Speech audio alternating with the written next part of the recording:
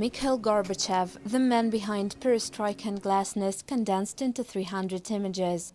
This exhibition in Moscow retraces the Soviet Union of the 80s, their everyday life, but also political scenes that changed the world. Here Mikhail Gorbachev with US leader Ronald Reagan, there with his wife Raisa. He's remembered in the West as a man instrumental in bringing down the Iron Curtain, but here in Russia opinions are divided. He's my idol from the epoch. We lived in hope. We believed in the best. We were finally free. I have a negative opinion about him because I think he's a destroyer.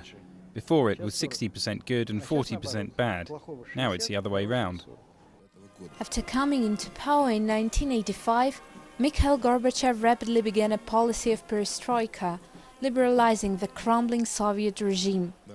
He couldn't imagine that in just 6 years his reforms would lead to the collapse of the USSR. Perestroika and Glasnost were bywords for new freedoms, but also led to years of economic chaos. And 2 decades after the end of the communist era, only 14% of Russians think kindly of Gorbachev. The most important part of perestroika was transparency and the liberty of the press, but it was only important for educated people. For the masses, for 80% of the population, the most important thing was economic losses and empty shop shelves.